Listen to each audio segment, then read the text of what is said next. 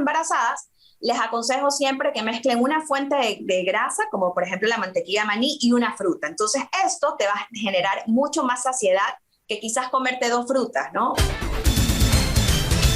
Y bueno, pues mi primera entrevistada es Paulita Sánchez. Mi querida Pau, ¿cómo estás? Ella es nutricionista. Vamos a tratar el tema de la alimentación en las mujeres embarazadas. Ahora, un tema pues que es importante para mucha gente, mi querida Pau. Así que pues estamos aquí contigo. Bienvenida. Hace años que no te veía. Estás con mejores brazos, estás más flaca, estás más guapa. Te han tratado bien ayer, el 14 de febrero, parece. Has amanecido radiante. Sí.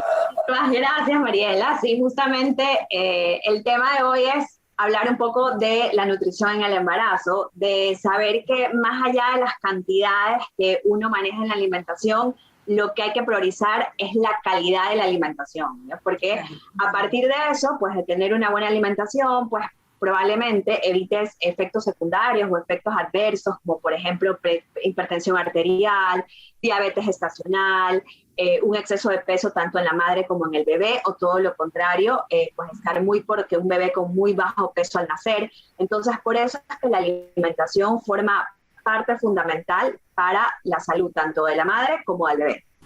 Ok, perfecto. Ahora, sabemos que normalmente las mujeres embarazadas les da más hambre después del primer trimestre, ojo, después del primer trimestre, porque pasa que durante el primer trimestre pueden haber pues mareos, malestar, vómito y todo este tipo de cosas, ¿no? Es muy diferente. Los 3 trimestres son diferentes de la mujer embarazada. Así que yo imagino que la alimentación también tiene que variar en relación al trimestre.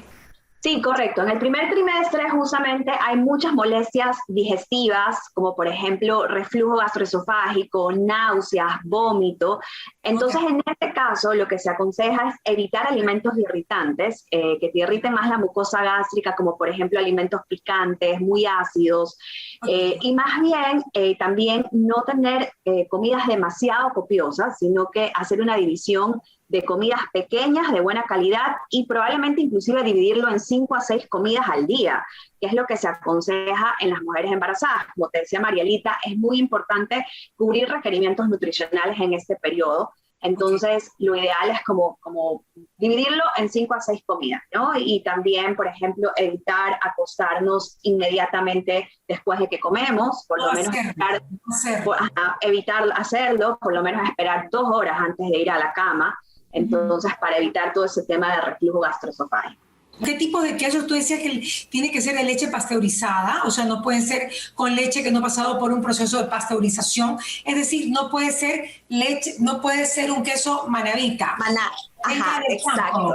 Ya, eso es lo que me quería decir. Ya, no. Ajá, correcto. Bien, así es. Okay. Queso de la tienda no puede ser, tiene que ser un queso pasteurizado. Ok, ¿qué pasa con los quesos maduros y frescos? ¿Recomiendan los maduros o los fresquitos? Preferible los dos están bien, siempre y cuando estén hechos a base de leche pasteurizada justamente, y los quesos maduros también están permitidos, así que sí los pueden consumir tranquilamente, no hay ningún problema. Pero el nivel de grasa de los quesos maduros es para dietas keto, o sea, quédate con 2 pedazos para que no comas hasta el otro día. Más o menos. Bueno, realmente como todo, para empezar, las grasas no son malas, las grasas te generan mucha saciedad, entonces, así que sí está permitido. Lo ideal es simplemente no excedernos, ¿no? Porque unos 30 gramos de queso maduro no va a perjudicar mi alimentación realmente. Cuando hablamos de no excedernos, mucho tiene que ver con la ansiedad. Para la ansiedad de una mujer que está en su primer trimestre de embarazo, ¿qué le recomiendas que pique, que coma o que supla, no? Bueno, preferir también fuentes de proteína y grasas saludables justamente para que eso te genere más saciedad. Como que, por ejemplo, los quesitos maduros inclusive son una excelente opción, o aceitunas acompañadas de una fruta. Yo siempre les aconsejo que mezclen, por ejemplo, justamente una fuente de, por ejemplo, una fruta con mantequilla de maní, ¿no? Y también siempre cuidar la calidad de la mantequilla de maní. Por ejemplo, siempre leer que solo tenga dos ingredientes, por ejemplo, maní y sal. Por ejemplo, la marca Bless es una excelente marca, que justamente, pues, esa sería una buena combinación, ¿no? Por ejemplo, manzana y mantequilla de maní. ¿Perdón? ¿Hay muchas mantequillas de maní que tienen azúcar? Sí, hay muchas marcas, en especial las estadounidenses, tienen azúcar y aceites hidrogenados dentro de sus ingredientes. Entonces es primordial que cuando uno compra los productos leamos los ingredientes y que esos ingredientes sean de buena calidad realmente, ¿no? O sea que es importante siempre leer la etiqueta. Entonces en las embarazadas les aconsejo siempre que mezclen una fuente de grasa, como por ejemplo la mantequilla de maní, y una fruta. Entonces esto te va a generar mucho más saciedad que quizás comerte 2 frutas, ¿no? Entonces Claro. es como mezclar una cosa con otra. 4 combinaciones de fruta y de grasa. Por ejemplo, yo te digo, a ver, dime. Ajá, el yogur griego es una excelente opción. También leer, es importantísimo también leer los ingredientes, que solo sea leche y fermento láctico. Y por ejemplo, yo ahí le pondría un poquito, inclusive si lo quieres hacer como un poquito de cacao, que también viene muy bien en las mujeres embarazadas, que está relacionado mucho bueno, que tiene muchas propiedades también en el embarazo y en el bebé.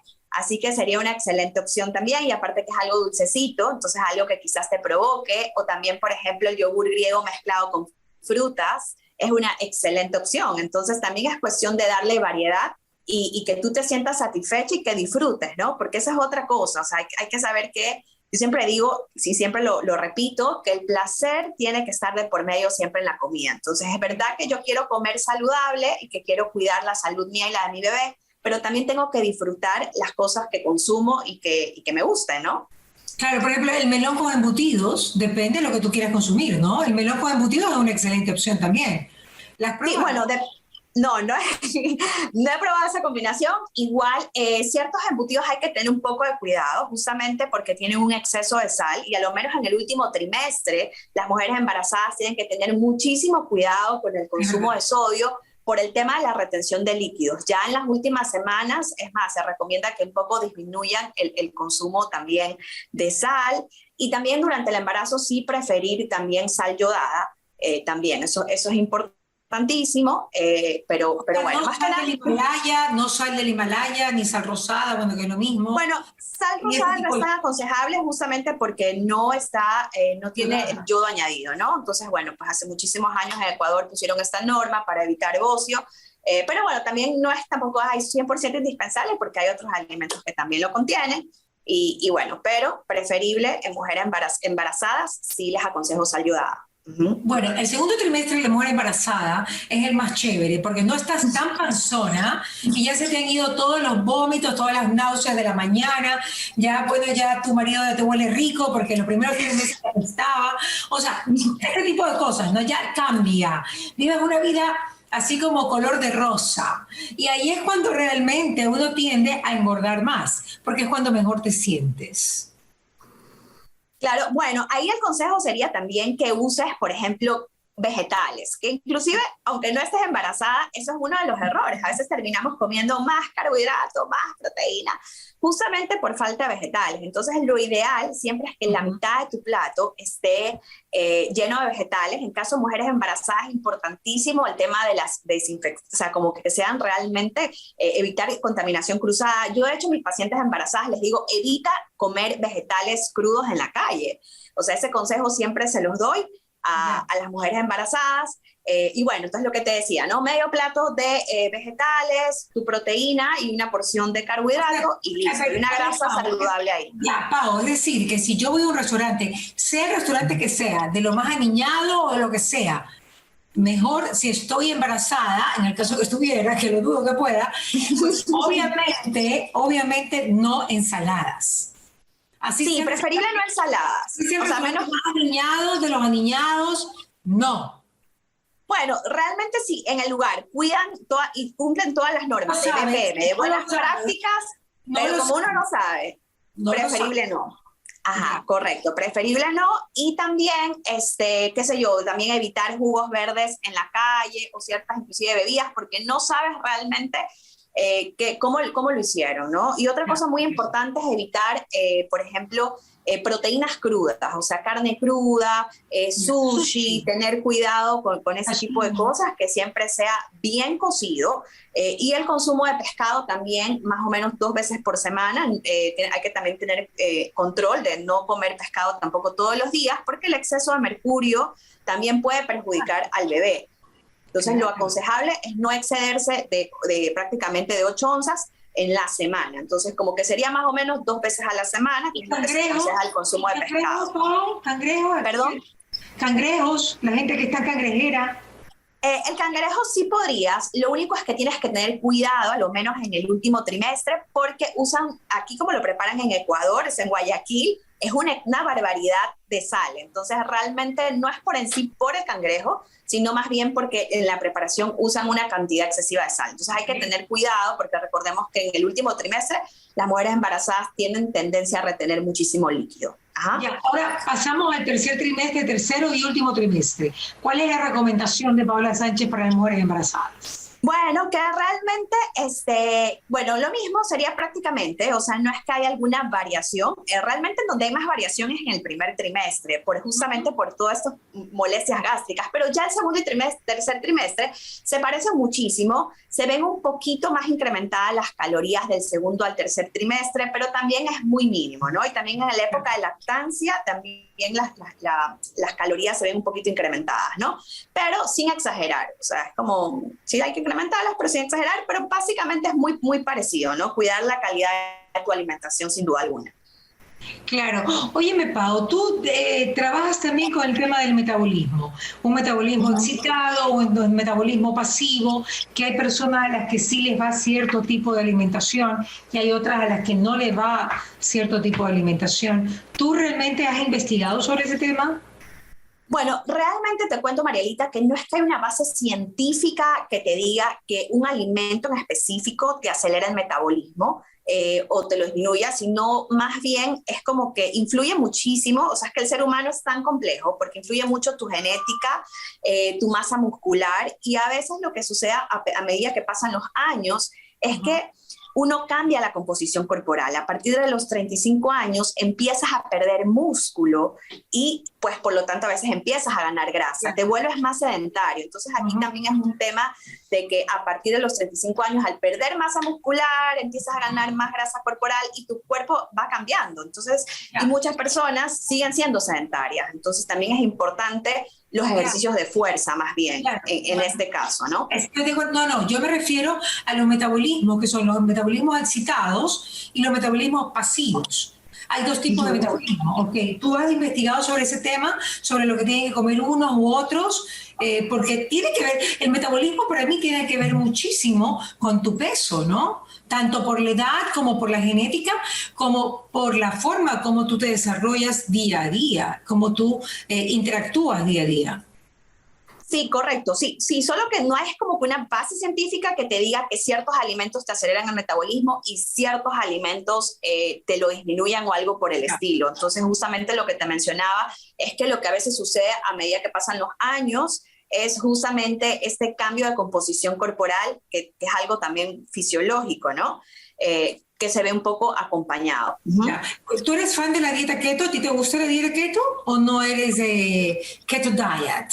No, sí, yo sí estoy de acuerdo a la dieta cetogénica. De hecho, lo empezaron a trabajar justamente en niños con epilepsia. Actualmente se lo está investigando mucho en pacientes con Alzheimer, enfermedades neurológicas, por ejemplo, niños con autismo. Se está viendo bastante mejoría con este tipo de alimentación. Y como todo, Marielita, en la vida, yo pienso que, obvio, la dieta keto también tiene sus contraindicaciones y sus indicaciones.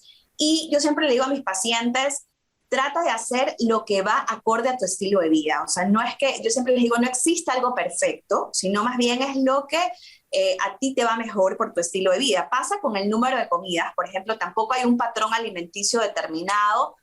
Hay personas que pueden comer 2 veces al día y hay personas como una mujer embarazada que estamos hablando al inicio que es necesario que coma 6 veces al día. Entonces va a depender de múltiples factores. Lo mismo pasa con la dieta cetogénica, con una dieta vegana, con una dieta paleo. Sino más bien yo les digo siempre a mis pacientes, busca la adherencia a lo que a ti te va mejor, porque ese es tu éxito, no es como el trabajo, tú eres una comunicadora por excelencia espectacular y tienes ese don, claro, puedes decir trabajo, pero me lo disfruto y me va bien en esto porque en esta área soy muy buena. Entonces lo mismo la alimentación, o sea, no es que exista algo mágico, sino que es lo que a ti te va mejor. Para mí lo difícil de la dieta keto es entrar en cetosis. Porque todo tiene carbohidratos. Todo, o sea, todo. Y es que lo más triste, que uno sin legumbres, bueno, te sientes como que, no sé, algo te falta, o sin frutas, y resulta que son dos grupos alimentarios que están prohibidos en la dieta keto, y eso a mí me parece como, no sé, raro, Pau, raro. Sí, bueno, es que también sabes que ahí la idea es como tratar de ver cómo los incluyes de una manera más divertida y no llegar a ser cansón. Pau, es que ese no es el punto, es que donde pones mucha lechuga o mucho pepino, ya no entras en cetosis. Bueno, te cuento que si tú haces ejercicio físico, si tienes el hábito de hacer ejercicio físico, no cualquier cosa te saca de cetosis, o sea, tampoco es así, ¿no? No cualquier cosa te saca de cetosis. Bueno, por ejemplo, ahí les aconsejo que, qué sé yo, no mezclen un jugo verde y aparte una ensalada, pero realmente no es tan así. Cuando tú haces ejercicio físico, sí puedes comer una cantidad un poquito más alta de vegetales, también preferir hojas verdes, que tienen tiene menos cantidad de carbohidratos, pero bueno, es cuestión de ahí irle cogiendo el golpe. Claro, cada cuerpo es diferente. Yo tenía una paciente que era súper alto y que me dice, me comí un patacón y no salí de cetosis, ¿no? Y entonces, alguien como yo, que es súper bajito, si como ese patacón, sin duda alguna me voy a salir de cetosis. Entonces, bueno, sí es cuestión también de ir conociendo a tu cuerpo y ver cómo te adaptas mejor. ¿En cuánto tiempo entras en cetosis cuando empiezas una dieta keto?